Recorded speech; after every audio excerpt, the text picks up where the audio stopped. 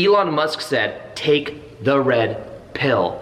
Now, the red pill has to do with understanding the blue pill, red pill ideology of a lot of people that are asleep right now. However, there is a great awakening going on right now in the world where so many people are waking up. So many of the things that were priorly held back from different sanctions of the government are starting to come into the light.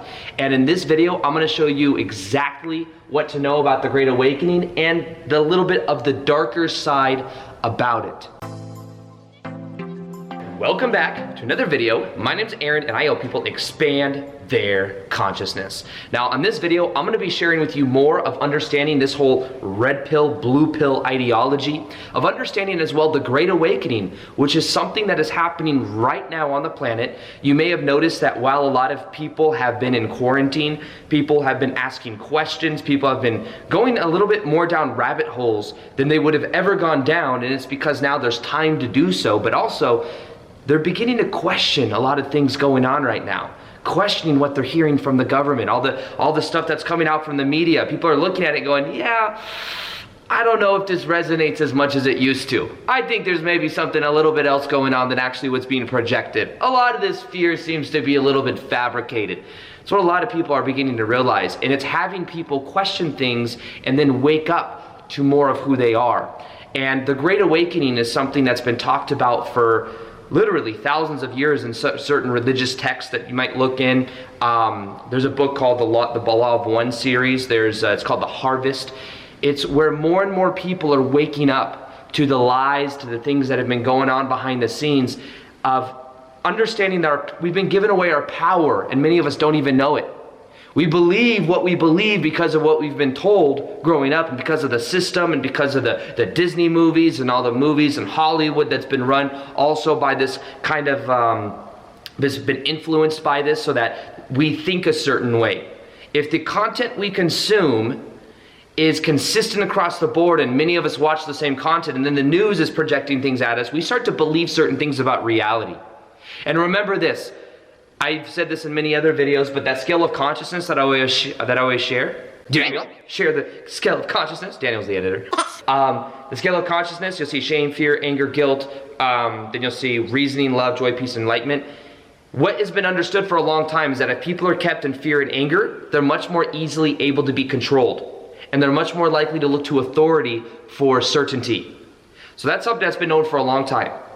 Now, when you look at this, what the Great Awakening is there's been people for hundreds of years that have been what you could say in groups of people that have done things to where they've orchestrated certain things happening in the society. And I know this sounds conspiracy, but also understand that the conspiracy word itself, the phrase, was coined by the CIA back in the 70s, the 80s, to keep people from being interested in questioning the government.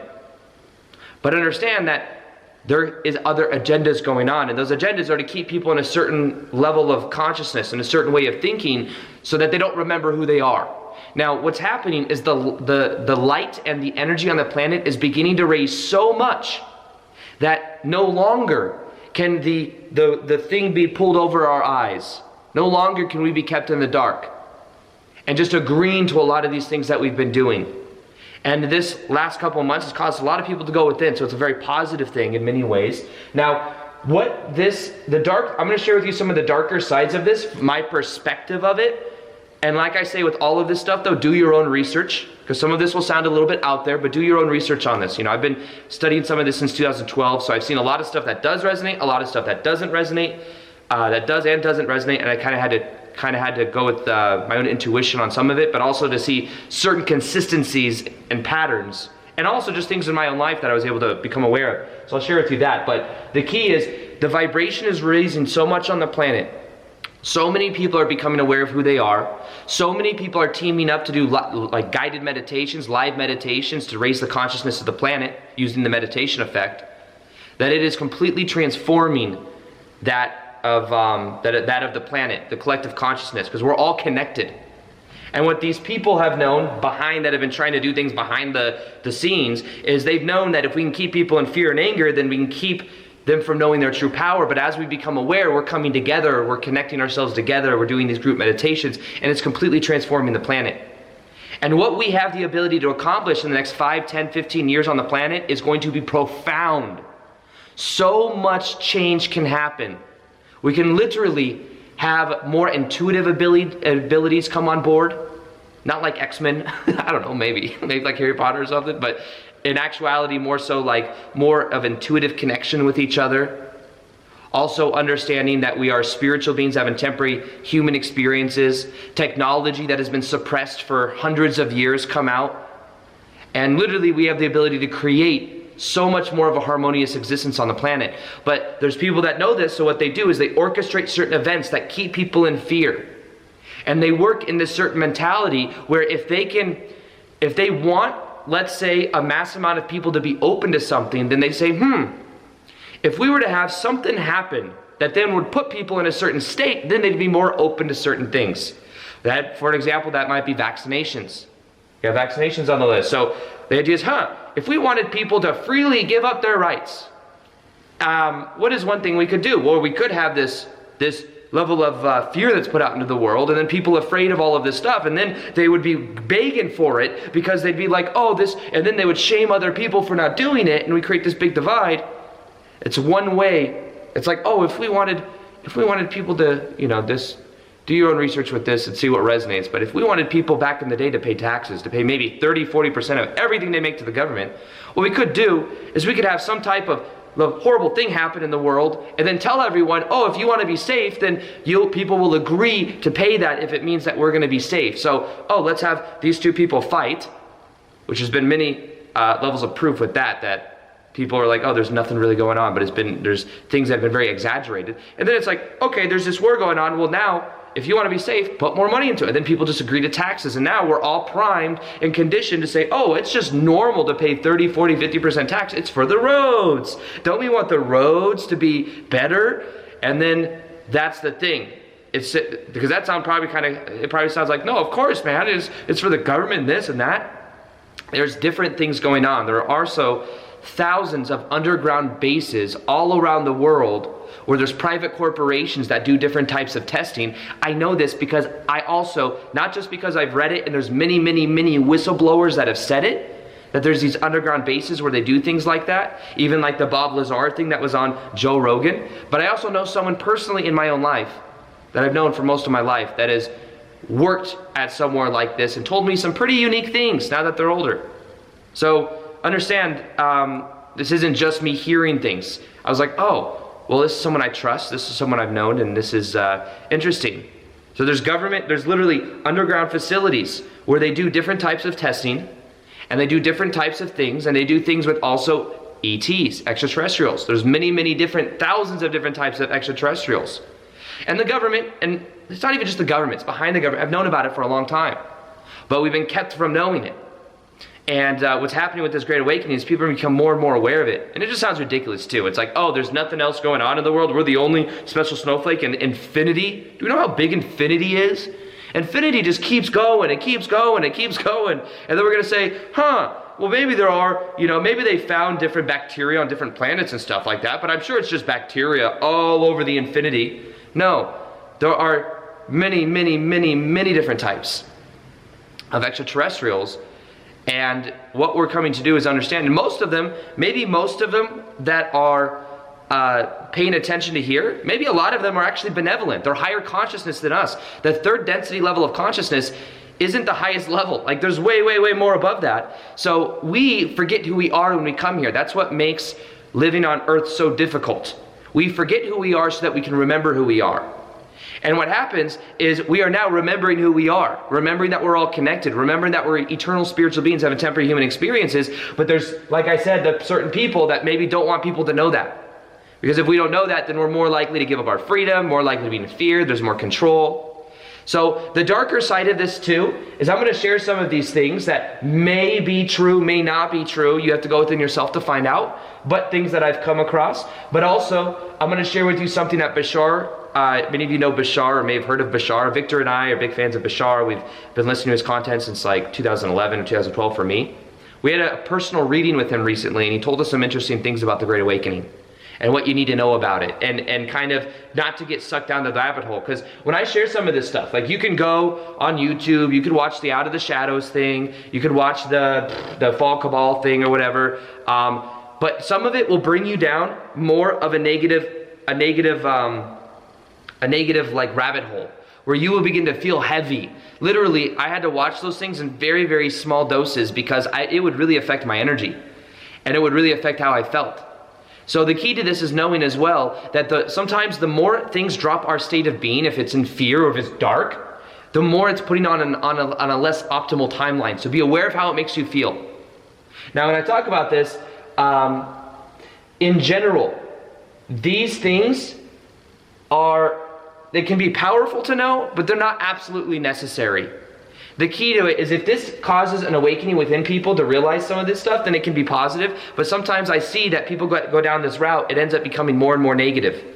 Because then you find this, and then you find this, and then you find this. My mom recently was studying this more and more, and I'd eventually tell her, Mom, we need to stop focusing so much on all of this, because I could tell it was just scattering the energy. It's just like depleting the energy. Understand that whether you're for or against something, if you're feeding it energy, you're feeding it. And it's actually growing that like opposition in a way. So some of these that could or could not be true with the Great Awakening.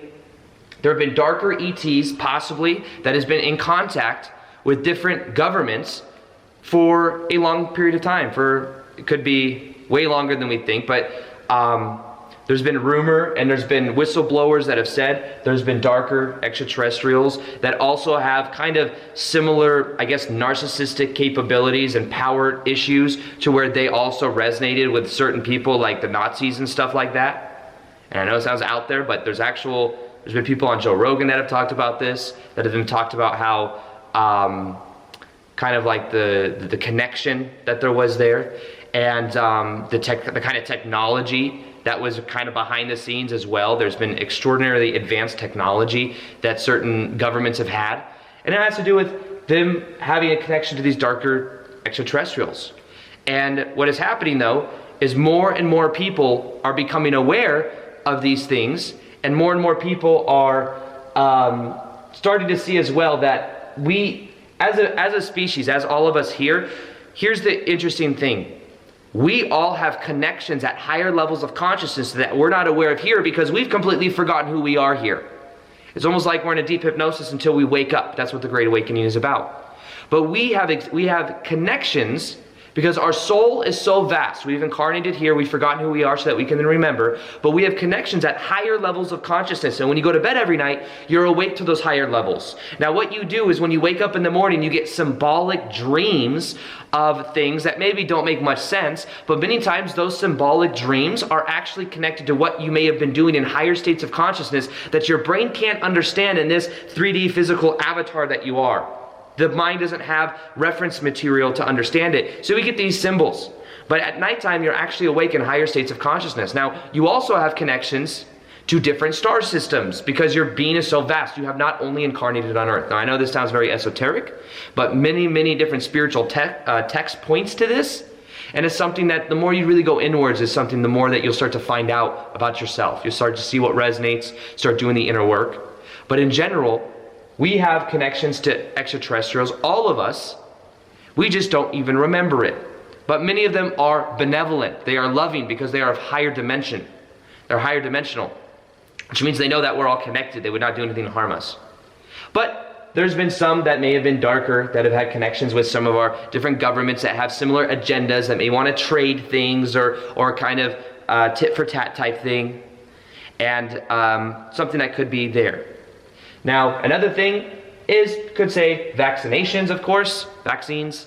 If you look at, I can't say too much about this because it's very tricky on YouTube when you talk about and you even say this word or you say this word right here.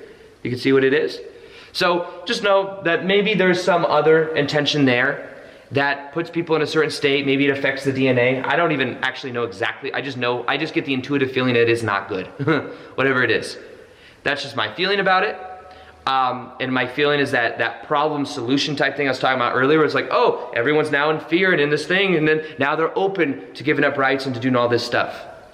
I do know and I do believe that we are evolving as a species, and if there's something that you can get a lot of people to put into their body that may de-evolve their consciousness or de-evolve or affect their body in a certain way, that could be something that the darker, whatever you call it, wants to do, because it's control.